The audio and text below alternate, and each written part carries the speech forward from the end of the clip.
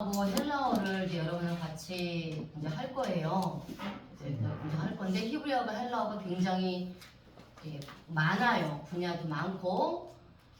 그래서 이제 제가 이제 기도하면서 순서대로 절차대로 이제 하는 활약하신 시간까지 나누고자 합니다. 자, 일단 요거를 좀 나눠 드릴게요. 몇 개인지 몰라서 이거 나눠 주시고 남는 거는 저 돌려서해서 이거 히브리어를 했거든요. 근데 신학교에서 히브리어를 했을 때는 자음 쓰는 것만 연습했어요. 그리고 끝났어요, 한 학기가. 그래서 너무 답답했어요.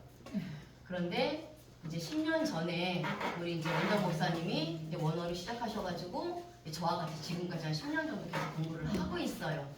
신학교에서 배우지 못했던 것들이 있고, 또 우리가 그냥 그 지식적으로만 알고 있던 그러한 이제 히브리어 헬라어를 뭐 당연히 알아야 되겠지만 그것 이상으로 이제 영적으로 또 구속사적으로 하나님께서 깨닫게 해주셔서 이제 저희는 이제 그렇게 말씀을 전하고 있습니다.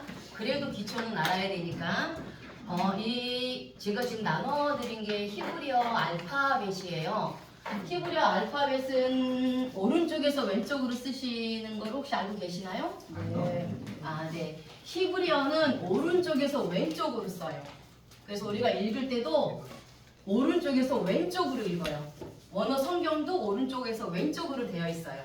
자, 근데 히브리어 알파벳이 여러분 보신 대로 22자예요. 알파벳이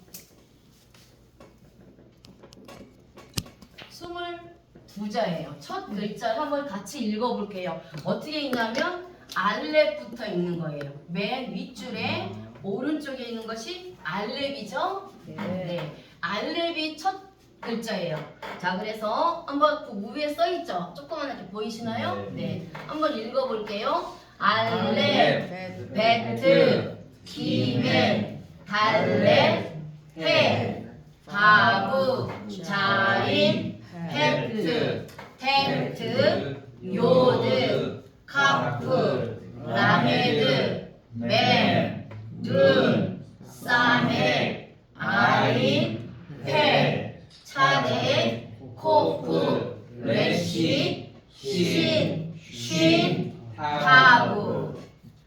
자, 이렇게 해서 22자인데 수정할 게 하나 있습니다. 이게 순서를 바꿔주세요. 맨 밑에 신하고 쉰이 있죠. 요거 순서를 바꿔주세요. 순서가 이렇게 돼도 상관은 없는데, 자, 이게 쉰이에요. 여기 보시면 똑같은 자음인데 신은 왼쪽에 점이 있어요. 그죠? 왼쪽에 점이 있죠. 쉰은 오른쪽에 점이 있어요. 그래서 얘는 이게 쉰이 이빨이거든요. 오른쪽이 윗니, 아랫니 이래서 이제 여기 쉰이 돼요. 순서가 쉰이 먼저고 그 다음에 신이 나중이에요. 근데 이제 교재에 따라서 신을 앞에 쓰고 쉰을 뒤에 쓰는 교재들이 있어요. 근데 그래도 오른쪽에서 왼쪽으로 히브리어를 쓰니까 오른쪽에 점 있는 걸 먼저, 그리고 왼쪽에 점 있는 걸 두 번째로 쓰시는 게 더 좋아요. 자, 그러면 밑에는 뭐냐? 밑에는 히브리어를 외우는 방법이에요. 히브리어 외우는 방법이에요. 자, 이 앞에 알렙에서 R을 크게 썼죠. 크게 쓰고 굵게 썼죠. 그거를 기준으로 해서 외우는 거예요. 그래서 알베디다 해, 바자 헤테요. 이거는 알렙, 베트, 기멜, 달렙 전체적으로 외우면 좀 어려우니까 이렇게 앞자만 외워서 우리가 22자를 이제 자꾸 이제 익숙하게 하기 위해서 하는 거예요. 그러니까 시간 나실 때 반드시 22자는 알고 계셔야 돼요. 그죠? 22자는 알고 계셔야 되니까 뭐 연습을 하시든 아니면 이 밑에 있는 거로다가 해서 외우시든지, 그래서 알파벳 22자는 꼭 알고 계셔야 하고요. 자, 그래서 저는 알파벳 뭐 자음 쓰는 거 그런 거 안 합니다. 그거는 여러분들이 신학생이니까 집에서 시간 나셔서 공부하셔서 외우시면 되고 저는 이 히브리어 알파벳에 자 우리가 이제 히브리어를 그냥 보면 그냥 히브리어 알파벳이지만 히브리어 알파벳에 의미가 있어요. 왜 하나님께서 히브리어로다가 성경을 지으셨을까? 자, 히브리어 알파벳 22자예요. 이 히브리어 알파벳 22자에는 의미가 있다라는 거예요. 의미가 뭐냐? 하나님의 의도가 있다라는 거예요. 아멘. 자, 우리나라가 세종대왕이 참 정말 너무 위대하세요. 우리나라 글로, 우리나라 한글로 자음과 모음 전 세계의 글을 다 읽을 수 있어요. 히브리어도 마찬가지예요. 히브리어도 자음과 모음이 있기 때문에 이게 자음이에요. 밑에 있는 게 모음이거든요. 그러면 자음의 이음, 얘가 에, 이 에 소리가 나요. 이렇게 세종대왕이 한글을 기가 막히게 지어놓으셨어요. 나중에 이거는 지금 배우면 조금 어려우니까 제가 이제 과정 중에 히브리어 헬라어를 읽는 방법, 정말 쉽게 읽을 수 있는 방법을 또 알려드릴 거예요. 이거 이제 나중에 하시고, 자 한글은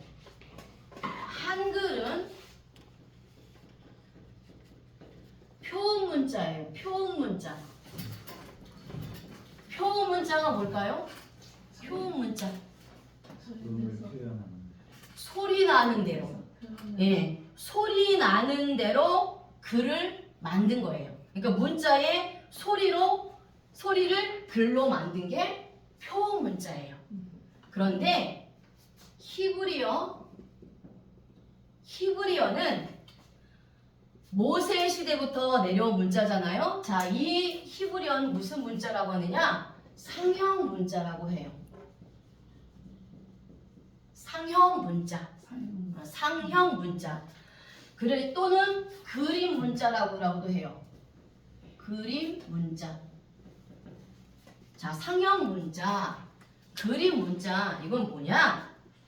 어떤 형태의 모양이 있어요. 그럼 그 모양을 따서 그림으로 그려서 만든 글자예요. 그런데 이 상형 문자는 상징성이 있어요. 상징성을 내포하고 있어요. 히브리어 말고 또 우리가 잘 아는 글 중에서 상형 문자가 있는데 무엇이냐? 중국어예요. 중국어 한자도 상형 문자예요. 그래서 상징적인 의미를 가지고 있단 말이에요. 그죠? 그래서 이 히브리어는 상형 문자다, 그림 문자다, 상징성을 내포하고 있다. 그죠? 그래서 히브리어는 셈족의 세머 중 가나안 방언이에요. 자, 히브리어에는 하나님의 의도하심을 알파벳과 문자에 포함시켜 놓으셨어요. 자, 평범하게 그냥 우리가 보면 그냥 글자예요. 그냥 알파벳이에요. 그런데 그 속에 하나님의 뜻과 의도가 있다라는 거예요. 그 계획을 보여주셨다라는 거예요. 이 문자의 목적이 뭔가요? 문자가 왜 필요해요? 의사소통하기. 그렇죠. 맞습니다. 그러니까 의사소통도 필요해요. 그리고 또 필요한 게 뭐죠? 선진국과 후진국을 구별하는 게 그 나라에 언어가 있느냐 없느냐 차이예요. 그럼 왜 그 차이일까요? 언어가 있으면 교육을 할 수 있어요. 언어가 없으면 교육이 안 돼요. 그래서 이 문자는 우리 피조물, 우리 사람에게 교육의 수단이 되는데 교육을 하려면 쉽고 간결해야 돼요. 그렇죠? 그래서 표기법을 단순하게 해서 다 배울 수 있도록 조건을 만족시켜야 한다는 거예요. 네. 그래서 하나님이 그러한 문자로 히브리어를 택하신 거예요. 자, 고대 히브리어. 고대 히브리어는 자음만 있어요. 아까 제가 나눠드린 거 있죠? 22자. 이건 자음이라고 해요. 자음. 그래서 고대 히브리어는 자음만 있었단 말이에요. 자음만. 근데 이제 AD 6세기에서 8세기 경에 마소라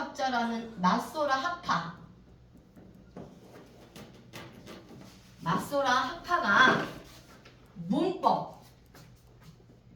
문법을 정리했어요. 그리고 모음을 덧붙였어요. 그래서 의미와 발음을 정확하게 통일시켰단 말이에요. 자, 그래서 히브리어 문자는 하나님께서 의도하신 바를 하나님의 사상을 전승시키는 것이 목적이에요. 영적으로. 그러니까 우리가 봤을 때는 그냥 문자지만 하나님은 그 히브리어 22자에 하나님의 의도를 넣어주셨고 그 하나님의 의도는 바로 복음이라는 거예요. 그리고 하나님의 사상을 심어주기 위해서 전승하기 위해서 히브리어를 만드셨다는 거예요. 아멘. 자, 그래서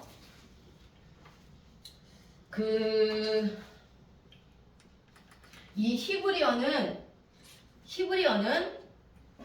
알렙으로 시작을 해요. 제가 첫 자가 알렙이라 그랬어요. 그렇죠? 네. 알렙으로 시작을 해서 맨 끝에 자가 뭘까요? 보세요. 맨 끝에 자가 뭔가요? 타부. 타브예요. 타브. 그죠? 네. 이걸 타브라고 해요. 알렙이에요. 자, 알렙으로 시작해서 맨 마지막 글자가 타브예요. 타브. 자, 이 22자 한자에 하나님의 뜻을 실었다는 거예요. 자, 여기에 예수 그리스도에 대한 의미를 담았다라는 거예요. 현재 그러니까 이스라엘에서 유대인들이 사용하는 히브리어는 그냥 생활 언어예요.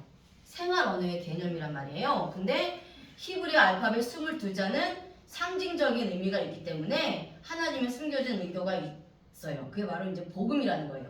자, 첫 글자 알렙은 하나님을 의미해요. 제가 이거 이제 알려드릴 거예요. 이건 하나님을 의미합니다.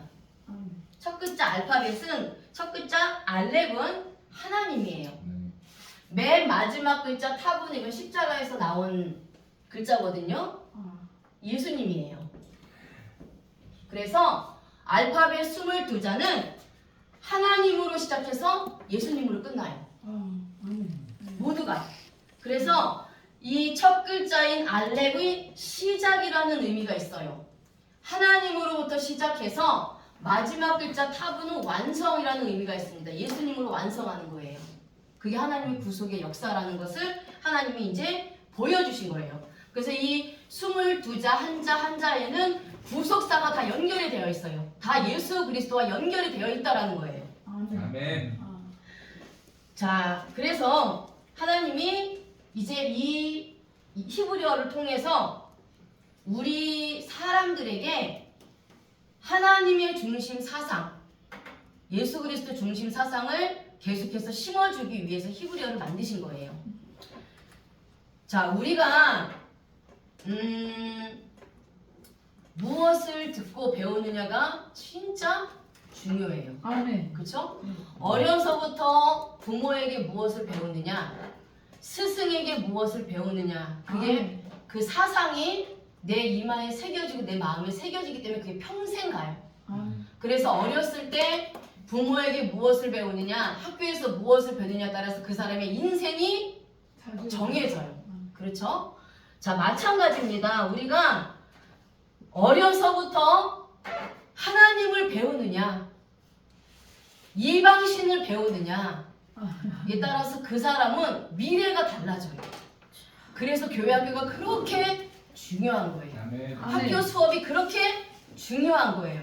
그래서 바른 가치관, 바른 인생관, 바른 뭐 국가관, 이 모든 게 하나님으로부터 시작돼야 바르게 살아갈 수 있다라는 거예요. 그래야지 하나님 중심으로 살아갈 수 있다라는 거예요.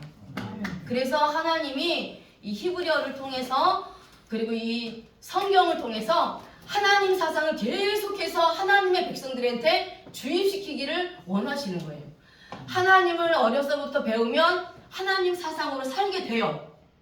그렇죠? 하나님 중심으로 살게 되고 하나님 중심으로 무엇을 판단할 수 있단 말이에요. 지금 세상이 어떻게 돌아가는지, 우리 국가가 어떻게 돌아가는지 하나님 입장에서 내가 하나님 중심으로 판단하고 분별할 수가 있어요. 그게 하나님 주신 지혜입니다. 아멘. 근데 하나님을 배우지 못하고 처음부터 이방신들에게 배워진 사람들은 이방신들을 쫓아가게 돼 있어요. 공산주의 사상을 계속해서 듣는 사람은 공산주의 사상이 돼요. 될 수밖에 없어요. 그리고 이단의 사상을 배우는 사람은 계속해서 이단의 사상으로 젖어들 수밖에 없다라는 거예요. 아멘. 그럼 우리나라는 어려서부터 유교 사상, 불교 사상, 샤머니즘 사상, 온갖 잡사상들로 배웠어요. 그쵸? 그게 네. 심겨졌단 말이에요. 그러다가 예수님을 믿어요. 아멘. 예수님을 믿게 됐는데 예수님을 믿어도 그 전에 내가 가지고 있던 어려서부터 학교에서 부모로부터 주변 사람들한테 받은 영향들이 있기 때문에 말씀이 이게 내 마음까지 들어오는데 굉장히 시간이 오래 걸린단 말이에요. 그래서 계속해서 말씀을 들을 때 내가 잘못 생각하고 있었던 뭐 예를 들어서 사상이라든가 철학이 바뀌어지는 거예요. 아멘. 그래서 성경 말씀을 계속 읽고 듣고 그걸 마음에 새겨서 하나님을 따라가는 삶으로 성화되고 변화되는 겁니다. 아멘. 아멘. 그래서 하나님이 히브리어를 주셨어요. 자, 근데 이 히브리어 단어 속에는 의미들이 있다라고 제가 말씀을 드렸죠. 자, 저는 히브리어를 헬라어를 10년 동안 영적으로 구속사적으로 배우고 있고 지금도 하고 있어요. 여전히. 그래서 저는 지금 히브리어 알파벳을 영적인 의미로 구속사적인 의미로 여러분한테 전해드릴 거예요. 그래서 22자 안에서 예수 그리스도 진주가 되시는 보화를 발견했죠? 아멘. 그렇죠? 이게 보화가 예수 그리스도잖아요. 근데 아멘. 그 보화를 누가 발견했어요? 그냥 밭의 주인이 발견한 게 아니에요. 아멘. 그렇죠? 밭의 주인은 그것을 모르고 있었어요. 근데 어떤 사람이 그것을 파다가 보화를 발견했단 말이에요. 그래서 보화를 발견했는데 얘기 안 하고 보화를 사야 되니까 밭을 샀어요. 아멘. 그렇죠? 자, 그래 이 보화는 예수 그리스도란 말이에요. 그 예수 그리스도를 발견하기 위해서 자신의 모든 것을 다 바친 거를 얘기하고 있는 거예요. 그러니까 아멘. 우리가 신앙생활하면서 가장 중요한 건 말씀을 보면서 가장 중요한 건 예수 그리스도를 발견하는 거예요. 거기서 하나님을 발견하는 겁니다. 구속의 역사를 발견하는 거예요. 아멘. 아멘. 그렇게 발견해서 내 것이 될 때에 자동적으로 내가 예수님 중심 사상으로 살아가게 된다라는 거예요. 아멘. 자, 그래서 이제 저는 이 알파벳 22자를 이제 저희 총회 원어신학연구원 학생들에게도 전하고 있고 또 저 개인적으로도 또 강의를 하고 있어요. 자, 이제 오늘은 첫 글자가 뭐죠? 알렙이에요. 알렙. 자, 알렙입니다. 자, 이게 알렙이에요. 자, 이 알렙은 이게 알렙이에요. 그리고 이 가운데 글자가 라메드예요. 네. 그리고 맨 끝에 글자가 페예요. 네. 페. 그래서 알레프예요. 제가 모음은 일부러 안 썼어요. 모음까지 하면 어렵기 때문에. 알레프예요. 또는 얘를 받침으로 들어가서 알렙이에요.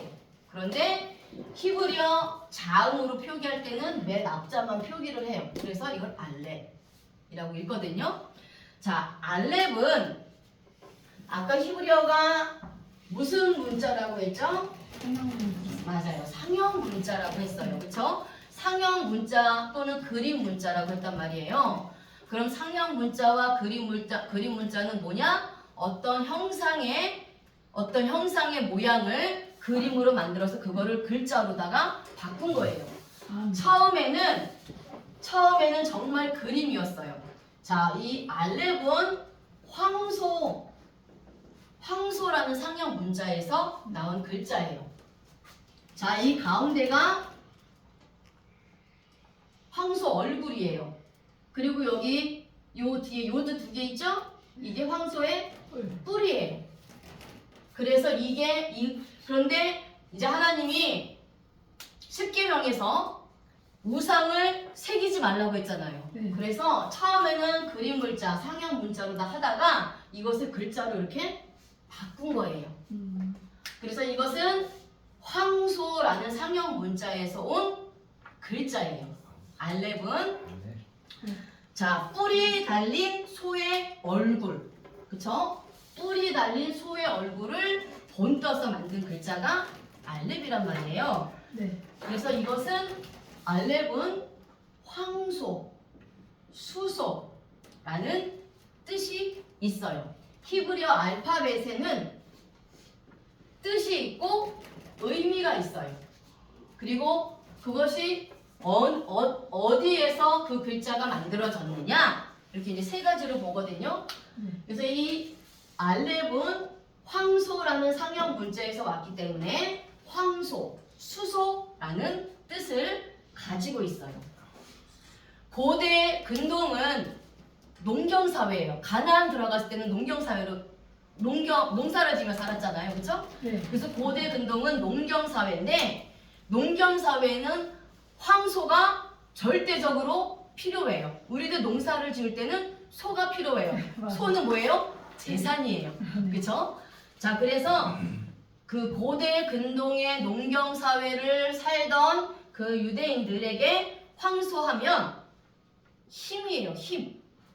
그들의 생각에 원동력이다. 재산이잖아요. 그렇죠? 네. 그리고 생산력이에요. 소를 통해서 농사를 짓죠. 열매를 맺죠. 그리고 또 소가 새끼를 낳아요. 그럼 새끼를 낳고 이러다가 그게 또 생산력이 되고 부가 쌓인단 말이에요. 그렇죠?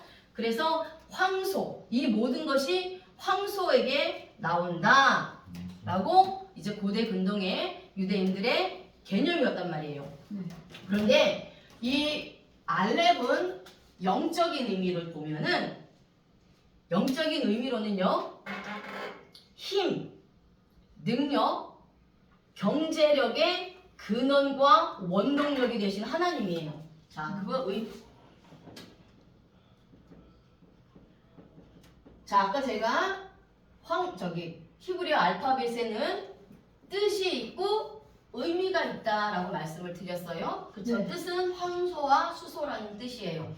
자, 그런데 이것의 의미는 아까 황소가 고대 근동에서 농경사회를 하고 있는 유대인들의 개념에서 황소는 힘이에요. 힘. 그리고 원동력이란 말이에요.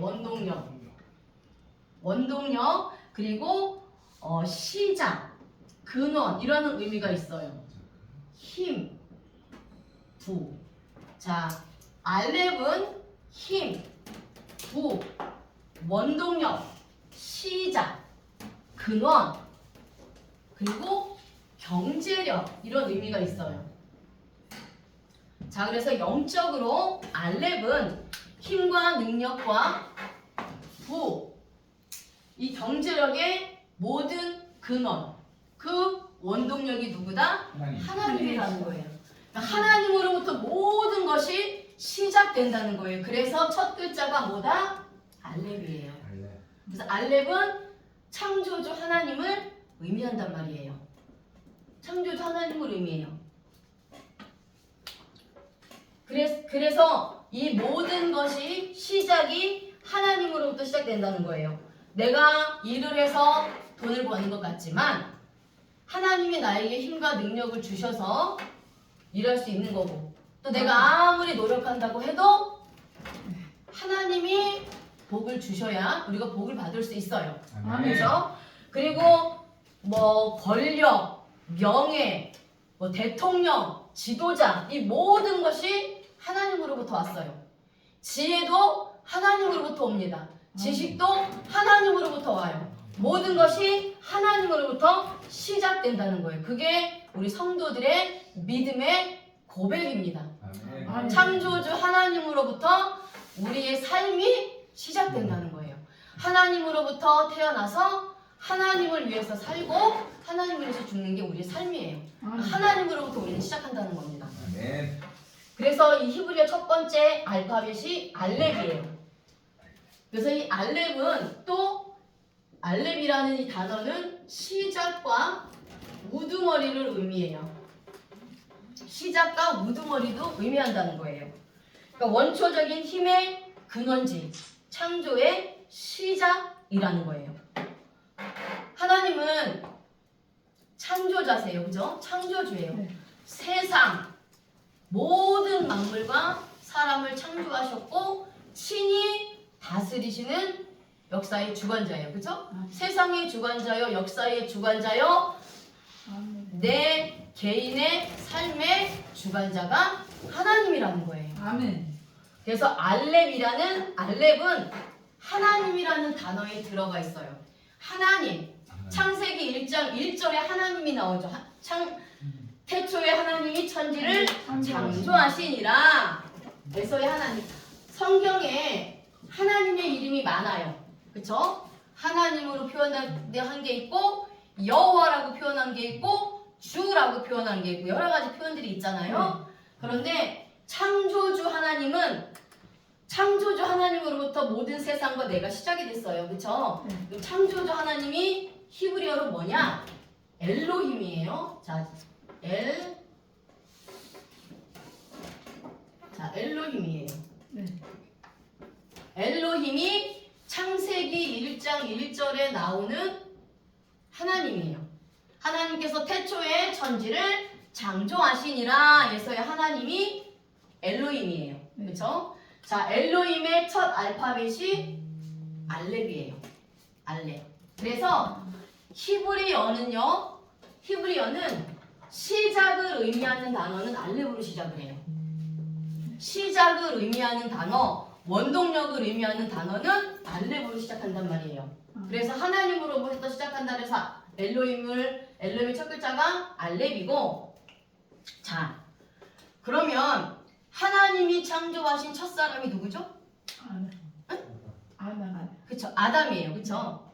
하나님이 창조하신 첫 사람이 아담이다. 아담. 네. 자, 아담이에요. 아담도 첫 글자가 알렙으로 시작을 해요. 그래서 알렙은 시작이다. 시작이다. 자, 그러면 아담은 히브리어로 사람이란 뜻이에요. 히브리어 사전에 보면 아담 이러면 사람이에요. 네? 자, 그러면 누가 사람이냐? 알렙은 하나님이에요. 그리고 이제 또 하겠지만 이건 예수님을 의미한단 말이에요. 네. 그리고 이 아담은 알렙과 담이라는 단어가 합쳐진 거예요. 네. 그래서 아담은 이 담은 무슨 뜻이냐? 히브리어 성경사전에 코드 번호가 1818이에요. 담이에요. 담은 뭐냐? 피예요. 피. 담이 피예요. 그러니까 아담은 하나님을 의미하는, 예수님을 의미하는 알렙과 피를 의미하는 담으로 붙여졌단 말이에요. 그럼 누가 사람이냐? 예수님의 피가 있는 자가 사람이라는 거예요. 아멘. 하나님을 소유한 자가 사람이라는 겁니다. 그래서 우리는 사람이에요. 예수 그리스도의 피가 있기 때문에 우리는 사람이라는 거예요. 그러면 반대로 예수님의 피가 없는 자들, 하나님의 피가 없는 자들 성경에서는 뭐다? 짐승으로 표현을 합니다. 네. 예수님의 피가 없어요. 그렇죠? 자, 그래요. 그래서 이제 알렙, 하나님이 만드신 첫사람도 아담인데 그 아담의 첫 알파벳이 알렙으로 시작을 한다. 자, 그 다음에 이제 알렙의 글자를 통해서 한번 여러분들에게 알려드릴 거예요. 자, 알렙은 네.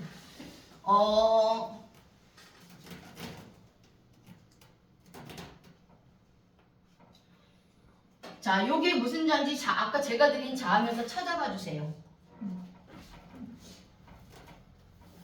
자, 이거를 지금 일반 우리 히브리어 뭐 교재 대부분의 교재들은 그냥 이렇게 써요. 이렇게 써요. 지금 제가 나눠드린 책에도 그 알파벳에도 이렇게 돼 있어요. 자, 이거는 뭐냐? 요드예요. 요드예요. 네. 자음 요드란 말이에요. 그리고 가운데 있는 자음은 보세요. 알파벳 뭐라고 돼 있을까요? 바브예요. 바브. 지금 제가 드린 교재에는 이렇게 돼 있어요. 상관없어요. 이렇게 쓰셔도 되고 이렇게 쓰셔도 되고. 자, 이 중간은 바브예요. 바브. 네. 그래서 알파벳 알렙은 두 개의 요드와 하나의 바브 합쳐진 글자가 알렙이에요. 알렙. 두 개의 요드와 하나의 바브가 합쳐진 글자가 알렙이란 말이에요. 알렙이에요. 네. 근데 여기서 요드는 손이라는 상형 문자에서 우리가 손이죠? 요드는 손이라는 상형 문자 이렇게 손이라는 상형 문자에서 온 글자 알파벳이 요드예요. 그리고 바브는 못, 징, 갈고리. 그래서 이렇게 뾰족한 못 이게 못이잖아요. 네. 이 못에서 만든 글자가 바브라는 거예요. 그래서 바브는 못을 의미해요. 못을 의미한단 말이에요. 자, 그런데 유대인들의 개념에서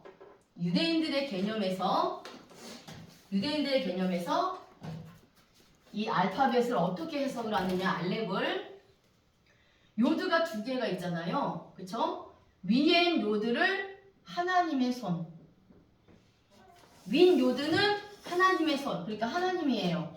네. 아랫 요드는 사람의 손, 그래서 사람이에요.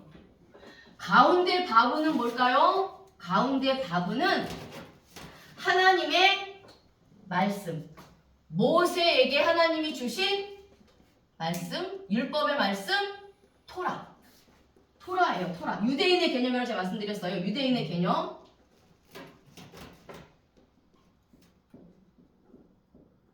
토라예요. 토라. 그래서 유대인들의 개념은 아래에 있는 사람은 위에 있는 하나님을 만나려면 하나님의 말씀, 율법의 말씀인 토라를 지켜야 한다. 그게 유대인들의 개념이에요. 그래서 유대인들은 굉장히 율법주의예요. 그쵸? 맞아요. 굉장히 율법주의. 근데 율법의 하나라도 범하면 저주받는다고 야고보서에 나와 있어요. 율법을 다 지킬 수는 없는데 유대인들의 개념에서는 하나님의 말씀, 그러니까 모세에게 하나님이 주신 십계명을 다 지켜야 하나님을 만날 수 있다. 아래에 있는 사람은 위에 있는 사람을 토라를 통해서, 율법을 통해서 만날 수 있다라고 해요. 그래서 만약에 잘못을 행하면, 율법을 범하면 하나님을 만날 수 없다라는 게 유대인들의 개념이잖아요. 네. 그렇죠? 자, 그래서 죄가 뭐냐? 죄가 있죠? 죄가 하타예요. 알레비스에 들어가 있죠? 하타예요. 하타. 이거는 히브리어 사전에 하타의 뜻은 뭐냐? 관역에서 빗나가다예요.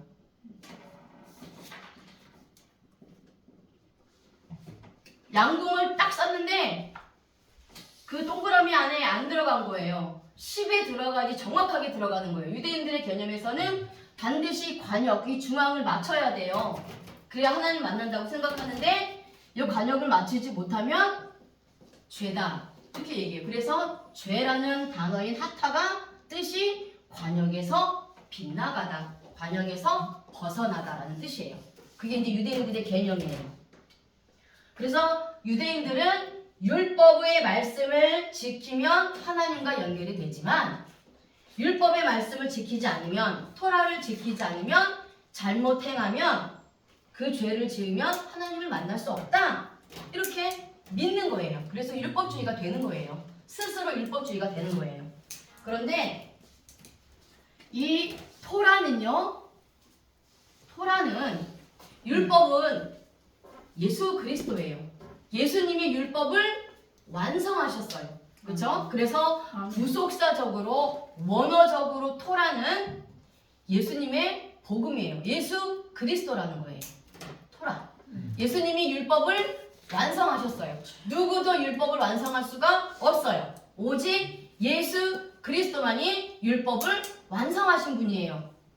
그래서 우리가 율법으로 구원받지 못하지만 예수님을 믿기 때문에 예수님을 사랑하고 율법을 지켜가면서 성화의 구원을 이뤄가는 거란 말이에요. 그렇죠? 네. 그러니까 율법의 완성이신 예수 그리스도가 토라예요. 토라. 율법이라고. 이 예수님이라고요. 십자가 타부 있죠?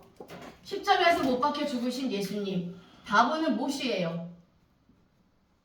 그래서 이 토라가 예수님의 복음을 이야기하고 있다라는 거예요. 자, 토라는 복음이고 예수 그리스도입니다. 자, 하나님의 말씀인 토라를 통해서 위에 계신 하나님. 자, 그래서 이 알렙은 제가 너무 말이 빠르죠? 아니요. 네. 자, 알렙은 하나님을 의미한다고 말씀을 드렸죠. 그 다음에 우리 신약에서 원어적으로 이 알렙은 예수 그리스도예요. 자, 아까 말씀을 드렸어요. 유대인들은 아래에 있는 사람을 위에 있는 하나님을 만나려면 율법, 토라를 지켜야 된다. 라는 게 유대인의 개념이라고 말씀을 드렸죠. 네. 그런데 우리는 예수님은 하나님이세요. 그렇죠? 예수님이 율법을 완성하셨단 말이에요. 근데 예수님이 어떻게 해서 율법을 완성하셨고 우리들을 구원하셨느냐? 그렇죠? 네. 어떻게 하셨어요? 십자가요. 그렇죠. 그 십자가에서 못 박혀 죽으셨어요. 맞아요. 그러면 보세요. 자, 이 요드는 손이에요. 손. 네.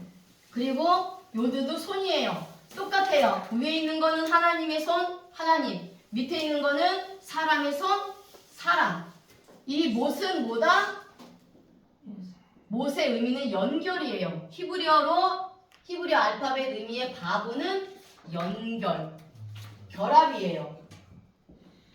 그러면 아담의 원죄로 인해서 하나님과 분리되고 하나님과 끊어졌는데 예수님이 양손에 못 박혀 죽으심으로 나를 구원해 주셔서 하나님과 관계가 끊어졌던 나를 하나님과 다시 연결시키고 결합시켜 주셨다는 의미예요. 알렙은. 아멘. 그래서 알렙은 예수 그리스도를 의미한다. 아멘. 자, 그러면 이 알렙이 하나님이라는 근거가 뭐냐? 근거를 봐야 되겠죠?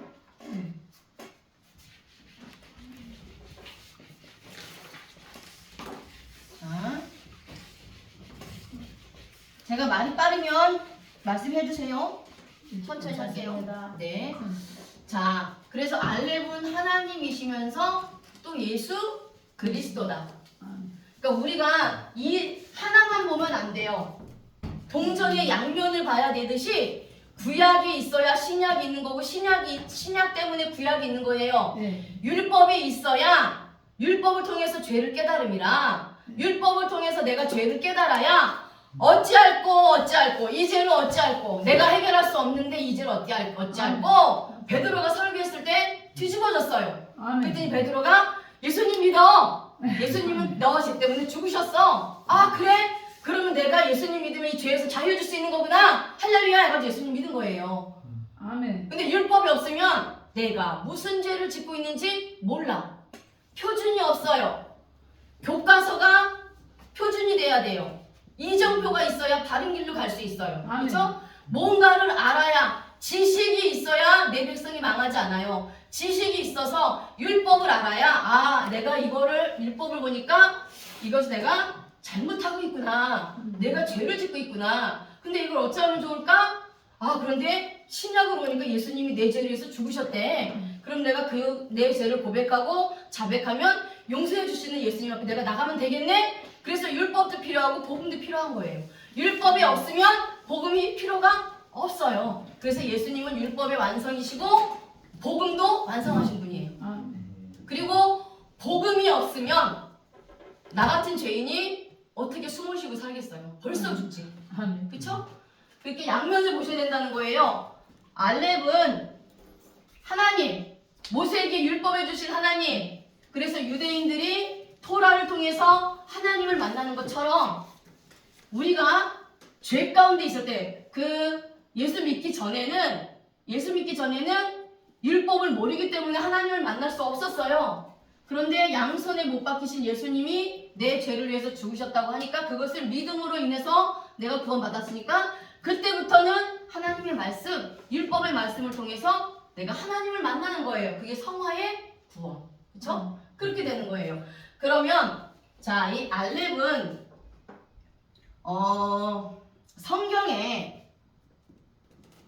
성경에 숫자가 나오죠. 그렇죠?